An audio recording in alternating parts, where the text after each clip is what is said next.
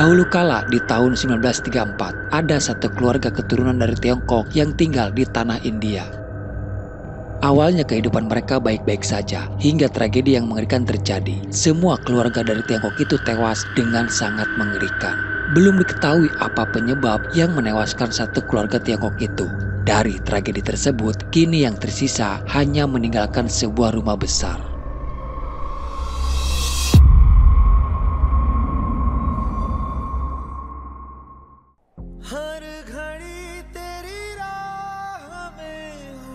Cerita beralih ke masa sekarang. Dia Laksmi bersama suaminya Chris. Mereka berdua adalah pasangan kekasih yang baru saja menikah. Di pagi itu, Laksmi dan Chris melihat ada rombongan satu keluarga. Mereka baru saja pindahan dan akan menempati rumah yang berada persis di hadapan rumah mereka. Diketahui kalau ternyata rumah itu adalah rumah bekas keluarga Tiongkok terdahulu. Walaupun rumah bekas itu tidak pernah ditempati, namun ada orang yang selalu merawat rumah tersebut. Dan juga selama rumah itu kosong, belum pernah ada kabar atau kejadian aneh yang pernah terjadi.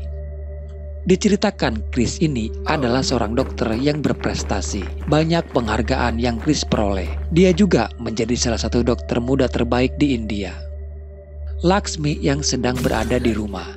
Tiba-tiba dia dikagetkan ada suara kaca jendela yang pecah. Dia pun langsung memeriksa, namun tak lama terdengar suara bel rumah berbunyi. Ternyata yang datang adalah tetangga barunya itu. Dia Jenny bersama adiknya yang bernama Sarah. Jenny mau meminta maaf karena bola yang dilempar Sarah tak sengaja memecahkan kaca jendelanya. Kala itu Laksmi memberikan senyuman termanis kepada mereka berdua. Sambil dia berucap tidak usah memikirkan kaca itu. Laksmi begitu senang ketika melihat Sarah yang lucu. Laksmi pun mengajak mereka untuk masuk ke rumah. Sembari mereka saling memperkenalkan diri. Kebetulan mampir sekalian Jenny juga mengundang keluarga Laksmi untuk datang ke acara syukuran atas kepindahan mereka tinggal di rumah barunya itu. Dia Paul, ayahnya Jenny dan Sarah. Terdengar kabar berita dari TV akan adanya gerhana matahari total dan diperkirakan akan terjadi di bulan depan. 1 minggu kemudian tibalah waktu di mana keluarga Paul yang akan mengadakan acara syukuran. Di acara tersebut banyak didatangi oleh para tetangga, kerabat dekat yang hadir. Di saat acaranya masih berlangsung, Chris yang berada di luar hanya untuk sekedar mencari angin dan menghabiskan 1 batang rokok. Dia dikejutkan dengan kedatangan Jenny yang mendekatinya. Kalau dilihat dari bahasa tubuhnya, terlihat kalau Jenny ada perasaan suka terhadap Chris. Walaupun Jenny tahu kalau Chris adalah suami dari Laksmi, tak bisa dibohongi. Ketampanan Chris membuat Jenny menjadi meleleh. Keanehan mulai terjadi. Chris yang sedang melihat ke area sekitar rumahnya Paul. Namun saat itu, dia melihat Sarah sedang terdiam sambil menatap ke arah luar. Ternyata Sarah sedang melihat kakaknya Jenny yang berdiri di tepian sumur. Jenny bertingkah aneh seperti orang yang tak sadarkan diri. Dia hanya terdiam dan tiba-tiba saja Jenny langsung melompat masuk ke dalam sumur. Tidak berpikir lama, Chris langsung ikut melompat ke dalam sumur untuk menolong Jenny. Namun anehnya, dia sempat melihat wajah Jenny yang sudah berubah menjadi sangat menyeramkan. Chris terus berusaha untuk mengangkat Jenny kembali ke permukaan. Dan untung saja Jenny masih bisa terselamatkan. Saat itu Laksmi sangat marah karena Chris yang sudah bertingkah bodoh. Laksmi sangat mengkhawatirkan, takut kalau terjadi apa-apa kepadanya. Namun anehnya, setelah Chris masuk ke dalam sumur itu, sikap Chris berubah menjadi pendiam, tidak seperti biasanya. Dan tiba-tiba Chris ingin bermesraan dengan Laksmi, tapi dengan caranya yang sangat kasar. Dia memaksa walaupun Laksmi sempat menolak. Di tengah mereka yang sedang mantap-mantap, terlihat dari atap kamar ada sesosok roh jahat yang menyaksikan kemesraan mereka. Di malam itu Paul datang ke rumah Chris. Dia meminta tolong kepada Chris karena Jenny yang sudah bertingkah aneh. Jenny seperti orang kerasukan sampai-sampai Chris harus menyuntikkan obat penenang kepadanya. Di pagi harinya Jenny datang kembali untuk mengucapkan terima kasih karena Chris sudah banyak menolongnya. Di sini Jenny mulai menunjukkan rasa sukanya terhadap Chris. Dia sama sekali tidak peduli kalau di sana ada Laksmi. Tentu saja Laksmi cemburu melihat tingkah laku Jenny kepada Chris. Tapi Chris tidak menanggapi sikap Jenny. Chris menganggap Jenny hanyalah sebagai seorang anak kecil saja. Dan tak perlu Laksmi cemburu kepada dia. Setelah tragedi Jenny melompat masuk ke dalam sumur itu, keanehan sering terjadi. Kini Jenny selalu diganggu dan diperlihatkan adanya penampakan sesosok arwah gentayangan. Kondisi keadaan Jenny yang sudah tidak stabil. Orang tuanya pun tidak tahu apa yang sebenarnya terjadi kepada Jenny. Keluarganya tidak tahu kalau Jenny sudah diganggu oleh arwah gentayangan yang ada di rumah tersebut. Mereka lalu membawa Jenny ke dokter psikiater untuk mengetahui psikologisnya Jenny. Dokter yang menangani mencoba membuat Jenny senyaman mungkin agar Jenny bisa bercerita kepadanya apa yang Jenny rasakan sekarang. Jenny lalu berkata ada yang menyuruh dia untuk meninggalkan rumah yang Jenny tempati sekarang. Suatu ketika Jenny pernah mengalami kejadian aneh. Dia yang berinteraksi dengan arwah gentayangan itu. Si arwah gentayangan menghubungi Jenny melalui nomor telepon rumah yang menghubungi handphonenya Jenny. Arwah yang tinggal di sana berkata menggunakan bahasa Mandarin. Dan Jenny mencoba untuk menerjemahkan menggunakan Google Translate. Dan perkataan itu menyuruh Jenny untuk pergi dari rumah yang sekarang dia tempati. Sebenarnya Jenny juga sudah membicarakan ini kepada ayah dan ibunya. Namun kedua orang tuanya tidak mempercayai apa yang dia bicarakan.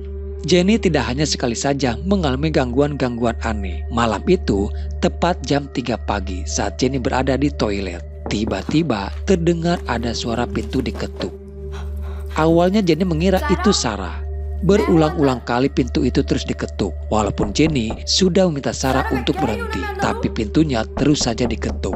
Karena kesal, Jenny lalu membuka pintu bermaksud akan menyiram Sarah dengan air.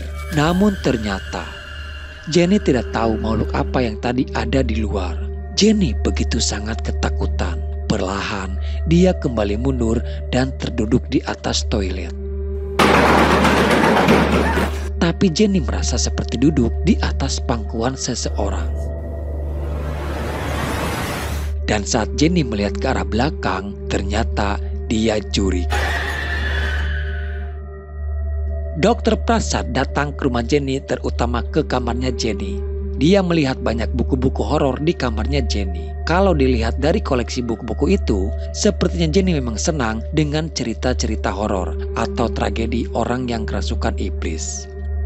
Di sini Dokter Prasad mencoba akan mendalami kasus yang menimpa kepada Jenny. Dia juga membawa orang dari keturunan Tiongkok. Karena apa yang sudah dikatakan Jenny sebelumnya, kalau dia diganggu oleh arwah gentayangan dengan menggunakan bahasa Tiongkok. Dokter Prasad mencoba akan mengobati Jenny secara medis, yaitu dengan melakukan hipnoterapi. Setelah beberapa saat memulai pembicaraan, tiba-tiba Jenny mulai bertingkah aneh. Jenny berucap dengan menggunakan bahasa Mandarin. Ucapan dari Jenny kalau diartikan, tidak ada orang lain yang bisa tinggal di sini. Dan terakhir, dia mengucapkan nama Li Jing. Kini makin nampak jelas kalau memang ada kekuatan goib di dalam tubuhnya Jenny.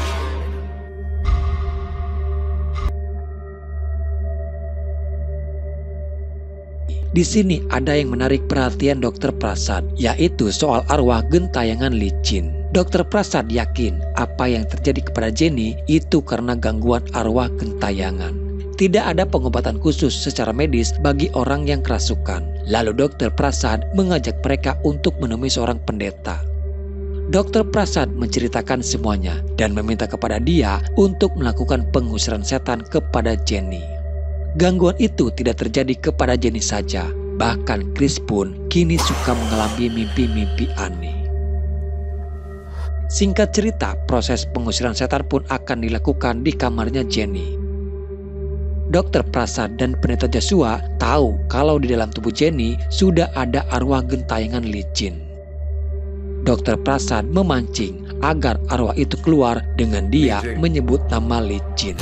Dan tiba-tiba Jenny mulai menunjukkan reaksinya.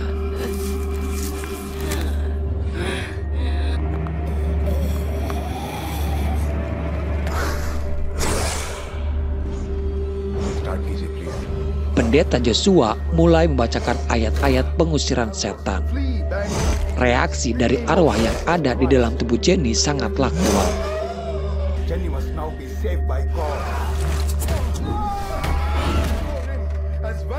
Pendeta Joshua memerintahkan untuk mengambil tali. Mereka akan mengikat Jenny di sebuah kursi agar dia tidak berontak. Namun tak mudah bagi mereka untuk melawan arwah gentayangan licin.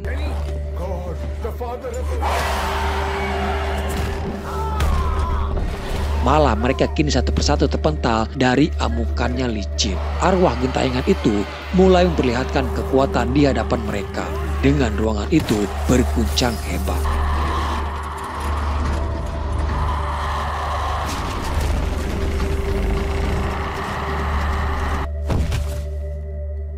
Papa? Dan kini giliran pendeta Joshua yang menjadi sasaran amukan arwah licin.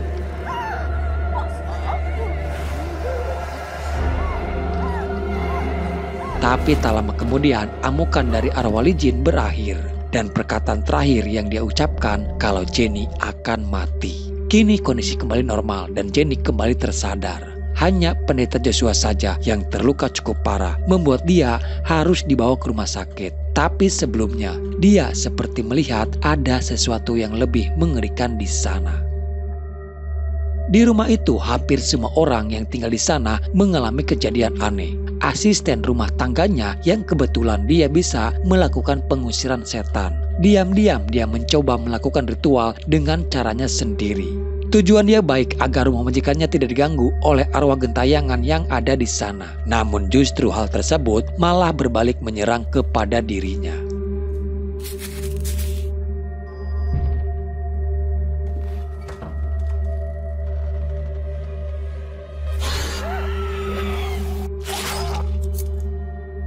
Sementara Laksmi mendapati kabar gembira kalau ternyata dirinya positif hamil.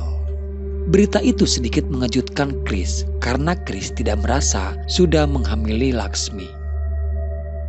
Kasus Jenny yang kerasukan sudah kian meresahkan keluarga Paul hingga mereka memanggil seorang ahli atau semacam dukun yang biasa menangani orang kerasukan. Si dukun juga membawa orang dari keturunan Tiongkok itu agar bisa berkomunikasi dengan arwah licin yang ada di rumah mereka. Dari gambaran lukisan pasir, sang dukun bisa mengetahui ada dua arwah gentayangan ada di rumah Paul. Arwah seorang ibu dan putrinya. Dari sana juga mereka mendapati pesan yang sama seperti apa yang dikatakan oleh Jenny sebelumnya, agar mereka pergi dari rumah itu sebelum mereka semuanya terbunuh.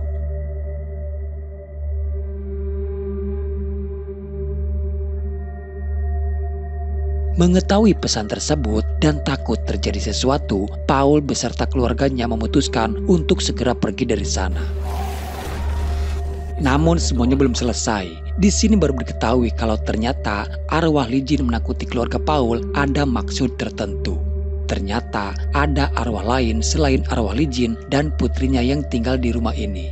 Arwah itu sangat jahat dan menginginkan mereka mati. Dan arwah jahat itulah yang menahan keluarga Paul untuk tetap tinggal di sana. Kini keluarga Paul sudah terjebak. Kemanapun mereka pergi, arwah gentayangan itu akan selalu ikut bersama mereka sekarang.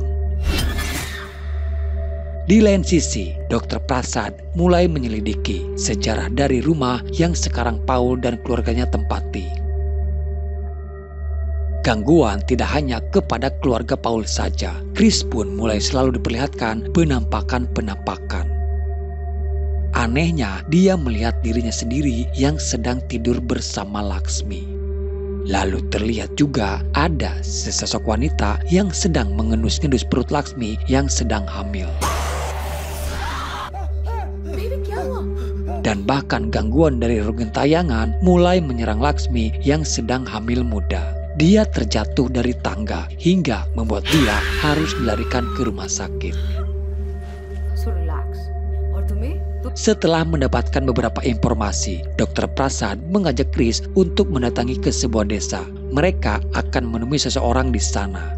Dr. Prasad mengetahui soal cerita dari keluarga Tiongkok Lue dan Licin, yang dulu mereka tinggal di rumah yang sekarang Paul tempati.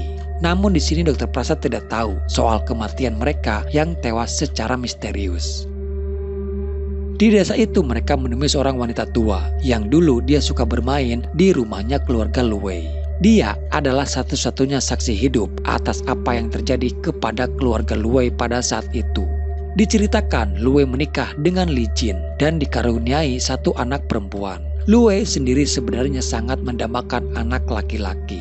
Luwei berharap jika nanti Li Jin hamil kembali, anak keduanya adalah laki-laki. Singkatnya pada saat itu Li Jin hamil kembali untuk anak kedua mereka. Saking takutnya Luwei, takut anak kedua mereka juga adalah anak perempuan kembali. Luwei mencari cara agar anak kedua mereka itu adalah anak laki-laki. Sampai-sampai dia pun mengikuti cara-cara sesat, yaitu mengikuti anjuran dari seorang dukun. Menurut arahan dari si dukun, untuk melahirkan anak laki-laki, Luwei harus mengorbankan anak perempuannya. Dan ritual itu harus Luwei lakukan pada saat terjadi gerhana matahari total. Namun Li Jin menentang apa yang akan dilakukan oleh Luwei. Dia tidak rela jika harus mengorbankan putrinya. Karena Luwei sudah terdesak, tidak ada waktu lagi, dia harus mencari tumbal anak perempuan untuk memenuhi syarat sebelum gerhana matahari itu selesai. Sampai pada akhirnya Luwei tega mengorbankan putrinya sendiri yang dijadikan tumbal untuk memenuhi syarat agar Luwei bisa mendapatkan anak laki-laki. Istilahnya tukar guling guys, anak perempuan dikorbankan agar terlahir anak laki-laki. Li Jin yang mengetahui anak putrinya sudah tewas, dia pun memilih untuk mengakhiri hidup bersama calon anak yang masih ada di dalam kandungannya itu. Bukan kebahagiaan yang didapatkan dari jalan sesat, namun justru Luwei hancur dengan kesesatan yang dia lakukan sendiri. Luwei pun tewas dengan syarat perjanjian yang belum terpenuhi dan menjadi arwah gentayangan di rumah yang Paul sekarang tempati. Wanita tua itu juga mengatakan besok waktu akan terjadinya gerhana matahari total. Luwei akan bangkit kembali dan akan menyelesaikan tugasnya yang belum selesai. Sementara Laksmi yang berada di rumah sakit, kini dia mulai diperlihatkan adanya sesosok penampakan arwah Li Jin bersama putrinya.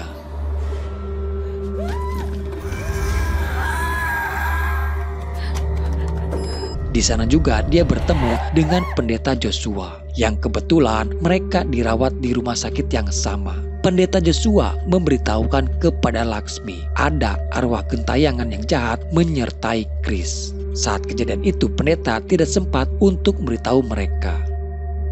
Di keesokan hari, saat dimana akan terjadinya gerhana matahari total, dia bersama Chris lalu segera menemui Jenny di rumahnya. Laksmi sudah tahu dari pendeta kalau di dalam tubuh Chris ada arwah gentayangan Luwei. Dan di saat bersamaan, gerhana matahari total itu terjadi. Laksmi sengaja menjebak Chris di dalam kamar dan menguncinya. Dia juga memberitahu Paul dan yang lainnya.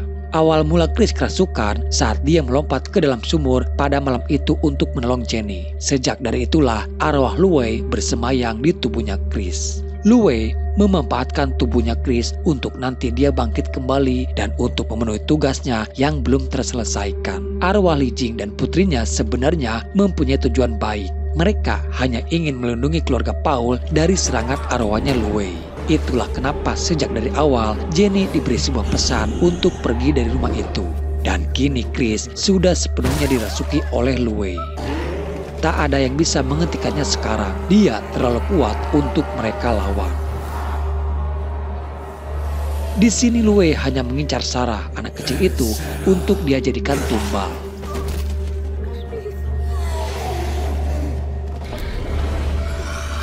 Barulah terungkap, ternyata bayi yang ada dalam kandungan Laksmi adalah benih dari iblis Luwei. Secara tidak langsung, sebenarnya kala itu Laksmi bercinta dengan Luwei melalui perantara Chris.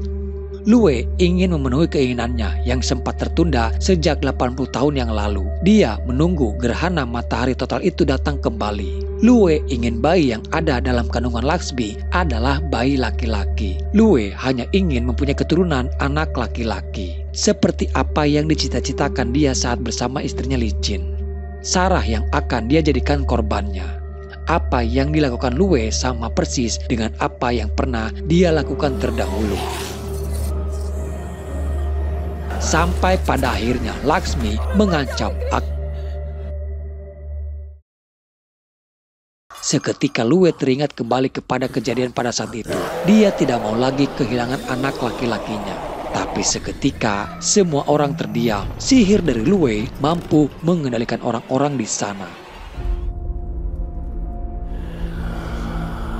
Lalu tiba-tiba saja arwah Li Jin dan putrinya itu datang dan langsung menghadang Lue. Mereka membiarkan Li Jin untuk melawan iblis yang ada di tubuhnya Chris.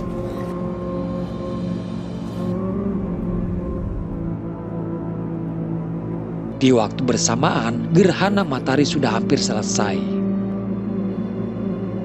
Matahari kembali bersinar normal, diiringi kehancuran mereka semuanya.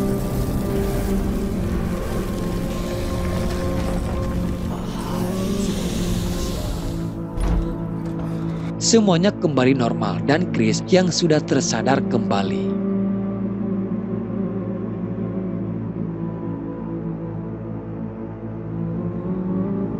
4 tahun kemudian setelah kejadian itu, Laksmi sudah melahirkan bayi yang ada di dalam kandungannya. Dan dia melahirkan anak laki-laki hasil hubungannya dengan iblis Lue. Dengan kata lain, itu adalah anak keturunan dari Lue.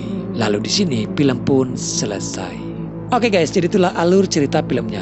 Jadi menurut kalian, apa yang bisa kita ambil pelajaran dari film kisah nyata ini? Coba kalian tulis opini kalian di bawah ya guys. Dan semoga apa yang menceritakan bisa sedikit menghibur dan menemani waktu luang kalian. Sampai jumpa di video selanjutnya. Salam dari admin dan bye-bye.